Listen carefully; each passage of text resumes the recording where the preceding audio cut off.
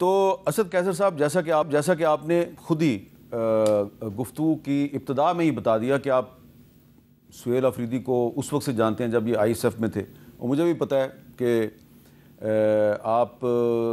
نے ایک دفعہ وہ جو ڈرون حملوں کے خلاف ایک عمران خان صاحب نے دھرنا دیا تھا، تو اس میں بھی ان کا بڑا مین کردار تھا، کافی پرانی بات ہے۔ تو مجھے یہ بتائیں کہ اب یہ آپ بشک آپ ایم این اے ہیں، صوبائی وزیر آپ نہیں بنیں گے، لیکن لوگوں کو پتہ ہے کہ جنید اکبر، اسد قیصر، عاطف خان، شہرام تراکئی جو ہیں یہ اس کے رائٹ ہینڈ لیفٹ ہینڈ بنیں گے چیف منسٹر کے، تو اس کے چیلنجز کیا ہیں؟ سب سے بڑا چیلنج کیا ہے اس کو اس وقت؟ سب سے پہلے تو ایک میں وضاحت کرنا چاہتا ہوں کہ عمران خان نے اس کو چنا ہے چیف منسٹر، وہ کیپٹن ہوگا اور ہم اس کو ایڈوائز دیں گے، وہ مناسب سمجھے قبول کرے، مناسب نہ سمجھے نہ قبول کرے، کوئی یہ نہیں، وہ پپٹ نہیں ہوگا، وہ صحیح معنوں میں چیف منسٹر ہوگا۔ ہم صرف ایڈوائزری کیپیسٹی میں جو ہمارے ایکسپیرینس ہے اس کے ساتھ شیئر کریں گے۔ دوسرا ہے کہ نمبر 1 ہمارے لیے ایشو ہے امن، کہ ہم نے جو اس وقت ہمارے صوبے میں حالات ہے وہ آپ کو نالج میں ہیں، خاص کر جو مرچ ایریا ہے، پریارٹی نمبر 1 یہ ہے کہ امن، اور امن کے لیے جو اقدامات ضروری ہے، یعنی سب سے پہلے پولیس کے لیے جتنے بھی فنڈز چاہیے اور جتنی بھی پولیس کو ضروریات ہے، اس کی جو ریکوائرمنٹ ہے، وہ 100% جو ہے نا انشاءاللہ تعالیٰ فرسٹ پریارٹی میں نے کمٹ کیا ہے۔ اور دوسرا یہ ہے کہ جو اس کا اپنا علاقہ ہے، جو مرچ ایریا ہے، چونکہ وہ ترقی سے بہت پیچھے رہا ہے، تو ان کا انشاءاللہ یہ پلان ہے، خود اس نے جو ڈسکس کیا ہے کہ وہ ایک بہت بڑا پیکج دیں گے کہ فاٹا میں جو انڈسٹریز بنے، وہاں کالجز بنے، وہاں انفراسٹرکچر بنے، وہاں ہاسپٹلز بنے، وہاں سپورٹس گراؤنڈ بنے، اور ایک میگا تو سہیل آفریدی صاحب 25ویں آئینی ترمیم کو ریورس نہیں کرنا چاہتے، جس ترمیم کے تحت فاٹا جو ہے وہ مرج ہوا تھا صوبے میں؟ دیکھیں، یہ ہماری پارٹی کی پالیسی نہیں ہے، اور ہم سمجھتے ہیں کہ چونکہ ہم نے اس میں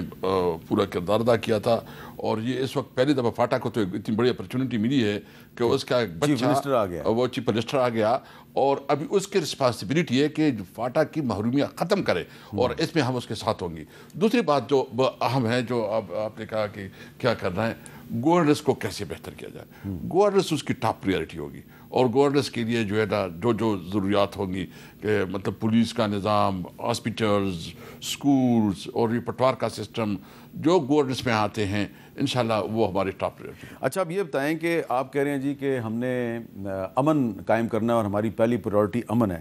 لیکن یہ جو اب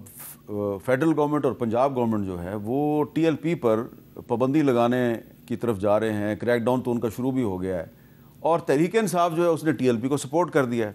تو پہلے آپ کو یاد ہوگا کہ جب عمران خان صاحب وزیر اعظم تھے تو تقریر آپ کو یاد ہے نا عمران خان کی، انہوں نے ٹی ایل پی والوں کو وارننگ دی تھی کہ خبردار ریاست سے نہ ٹکرانا ورنہ میں بہت بڑا آپریشن کروں گا۔ تو جب آپ حکومت میں تھے تو آپ ان کو کہتے تھے کہ خبردار آپریشن کریں گے، اب آپ اپوزیشن میں ہیں تو آپ کہہ رہے ہیں جی کہ ہم ٹی ایل پی کا ساتھ دیں گے، تو یہ اتنی بڑی کنٹراڈکشن کیوں ہے؟ نہیں، ہماری جو ٹی ایل پی کے حوالے سے یہ نہیں ہے، جو بروٹیلٹی ہوئی ہے، جو ظلم ہوا ہے، ہم سمجھتے ہیں کہ اس کے اوپر جوڈیشل انکوائری ہونی چاہیے۔ مطلب یہ اگر آپ کے کسی کے ساتھ اختلاف بھی ہے، ہمارا بہت اختلاف ہے اس کے ساتھ، کافی ہمارے وقت میں کافی مسائل آئے، لیکن جو طریقہ کار اپنایا گیا، یہ اگر یہ جمہوری ملک ہے تو لوگوں کا حق حاصل ہے کہ وہ جلسے کرے، لوگوں کو حق ہے کہ پرامن احتجاج ہر ایک کا حق ہے، اور ہم اس پہ مطالبہ کرتے ہیں کہ جوڈیشل انکوائری ہو۔ مطلب یہ کیا ہے، اگر آپ جوڈیشل انکوائری سے آپ کے اپنے اس وقت 26ویں آئینی ترمیم کے مطابق جس طرح جوڈیشری کو انہوں نے ہاتھ پاؤں سے باندھا ہے اور جس طرح اس کے اوپر ان کا انفلوئنس ہے، تو کرو جوڈیشل انکوائری، تاکہ اگر آپ کی کوئی پولیس آفیسر یا کوئی ذمہ دار ہے اس میں، اس کو جواب دہ ہونا پڑے گا۔ تو ہم تو سمپل کا بات کرتے ہیں، ہم تو اس بروٹیلٹی اور ظلم کے خلاف بات کر رہے ہیں، کسی پارٹی کے لیے بات نہیں کر رہے۔ یہ بتائیں کہ آپ نے 26ویں آئینی ترمیم کا ذکر کیا ہے، تو 27ویں آئینی ترمیم بھی آ رہی ہے، تو کچھ پتہ چل گیا آپ کو کیا آ رہی ہے؟ دیکھیے، روبرس تو بہت ہے اور بہت چیزیں ہیں، ہم تو انشاءاللہ اپنے کیپیسٹی میں آئین اور قانون کے لیے، اور جو اوریجنل 1973 آئین ہے اس کی بحالی کے لیے جو ہمارا الائنس ہے اس کے ذریعے جدوجہد کریں گے۔ لیکن میں سوچ میں پڑ جاتا ہوں، امین میر صاحب، آپ بھی بڑا پیپل پارٹی کی، چونکہ آپ سمجھتے ہیں، مجھے پتہ ہے کہ آپ اس کو بہت جمہوری پارٹی سمجھتے ہیں، لیکن ابھی جو پیپل پارٹی کا رول ہے، جو ذوالفقار علی بھٹو کی پارٹی ہے، وہ کس طرح اس چیزوں کا ساتھ دے رہی ہے؟ میں تو سمجھتا ہوں کہ ذوالفقار بھٹو کی روح تڑپے گی. کم از کم بلاول بھٹو زرداری نے اپنے گورنر سے تو کہا نا کہ جاؤ جا کے حلف لو سہیل آفریدی کا. میں اس کو اپریشیٹ کرتا ہوں. ہم نے رابطہ بھی کیا تھا اور اب اس کو اپریشیٹ کرتے ہیں کہ اس نے ایک اچھا قدم کیا, لیکن ہم مزید بھی اپریشیٹ کریں گے کہ اگر وہ 26ویں آئینی ترمیم کے بارے میں بھی اپنا نقطہ نظر پہ ریویو کر لے, اور اگر کوئی اس طرح کوئی اور بھی آئین کے اوپر 27ویں آئینی ترمیم اگر آ رہی ہے تو وہ بھی ہم امید رکھتے ہیں کہ وہ جمہوریت کے ساتھ کھڑے ہوں گے, آئین کے ساتھ کھڑے ہوں گے, یہ جو ہے نا ایک ڈکٹیٹرانہ اپروچ کے ساتھ نہیں کھڑے ہوں گے. اچھا, آپ نے پیپلز پارٹی سے تو ایک ہلکا پھلکا شکوہ کر دیا, مولانا فضل الرحمان صاحب کے بارے میں کیا خیال ہے آپ کا؟ دیکھیے, میں زیادہ تو کچھ نہیں کہوں گا کیونکہ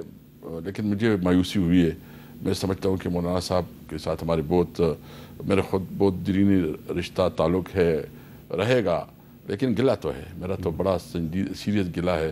کہ اس معاملے میں مطلب اس میں کون سا انلیگلٹی ہوئی. میں نے کہا کہ بچہ سے پوچھو, جو آئین کے مطابق قانون کے مطابق تمام پروسیجر ہو گئے, اب بھی عدالت بھی ثابت کر دیا ہے. تو بھائی جان, ہم نے اس کو کہا کہ آئیں, یہ سیاست ہوتی رہے گی, ہمارے لیے سب سے اہم مسئلہ ہمارے صوبے میں امن ہے. اس کے لیے بیٹھے, میں تمام پولیٹیکل پارٹی سے کہتا ہوں کہ جی آپ کے ہمارے ساتھ لگتی ہے نہیں لگتی وہ ہوگا, آگے بھی وہ دیکھیں گے, لیکن اس وقت جو ہمیں مشترکہ طور پر مسائل ہے وہ امن و امان ہے, ہمارے بچوں کا مستقبل ہے کہ ہم نے کیسے اس ملک میں زندگی گزارنی ہے اور اپنی صوبے میں زندگی گزارنی ہے. اچھا, آپ بھی افغان طالبان سے مذاکرات چاہتے ہیں, مولانا فضل الرحمان صاحب بھی مذاکرات چاہتے ہیں, اس معاملے پہ بھی آپ نے کوئی مشترکہ حکمت عملی نہیں بنائی؟ نہیں, ابھی تک تو پتہ نہیں ہے اس کا کیا سوچ ہے کیا سوچ نہیں ہے, لیکن ہم سمجھتے ہیں کہ یہ معاملہ بہت امپورٹنٹ ہے اور اس اوپر جو ہے نا یہ چونکہ ہم آل پارٹی کانفرنس بلانا چاہتے ہیں تو اس میں آپ ان کو بلائیں گے؟ اب سب کو بلائیں گے, ہم سب کو بلائیں گے اور مسلم لیگ نون کو بھی بلائیں گے, سب جو صوبائی ہماری جتنی بھی پولیٹیکل پارٹیز ہیں سب پولیٹیکل پارٹیز کو بلائیں گے. اچھا, تو یہ ایک بہت بڑا آپ کا انیشیٹو ہوگا, کیونکہ آپ سہیل آفریدی صاحب کے معاملے میں تو امیر مقام سے بھی ملے.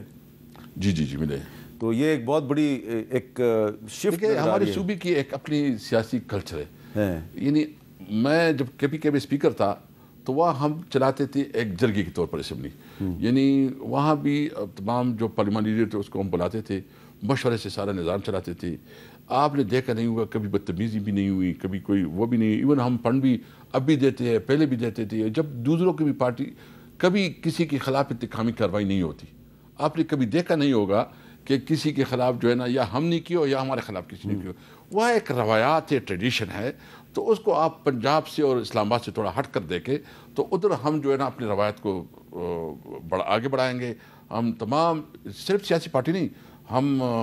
بارز ایسوسیشن کو بھی انگیج کریں گے, ہم سول سوسائٹی کو بھی انگیج کریں گے, اور ہم جو جرگ مشران ہیں بڑے اس کو بھی انگیج کریں گے, تاکہ ایک بڑے لیول پہ ہم کنسنسس, ایک قومی کنسنسس بنائیں اور آگے بڑھیں. بہت بہت شکریہ. اسد قیصر صاحب نے ایک بڑی اہم بات کی ہے کہ جو خیبر پختونخوا کا جو سیاسی کلچر ہے وہ وہاں کا جو ایک ان کی جو سماجی روایات ہیں وہ بہت اس کے زیر اثر ہے, اور ان کی سماجی روایات میں یقیناً قبائلی دشمنیاں بھی ہوتی ہیں, لیکن جو سیاسی اختلاف ہے اس کو ذاتی اختلاف نہیں بنایا جاتا, اور اسی لیے وہ کہہ رہے ہیں کہ تمام تر اختلافات کے باوجود جو فیڈرل گورنمنٹ ہے اور مسلم لیگ نون ہے یہ اس کو اپنی آل پارٹیز کانفرنس میں بھی شرکت کی دعوت دیں گے, اور ویسے بھی ان کا ان سے رابطہ ہے. اور انہوں نے کہا کہ جی ہمارے صوبے کا جو کلچر ہے وہ اسلام آباد سے اور پنجاب سے ذرا مختلف ہے. یہ ایک بڑی گہری بات ہے, اس کو سمجھنے کی ضرورت ہے, اور اگر آپ اس کو سمجھ جائیں گے تو اس وقت جو آپ کو بہت بڑے بڑے مسئلے نظر آ رہے ہیں نا, آپ اس کی روٹ کاز تک بھی پہنچ جائیں گے کہ کچھ کمیونیکیشن گیپ ہے, اس کمیونیکیشن گیپ کو ختم کرنے کی ضرورت ہے.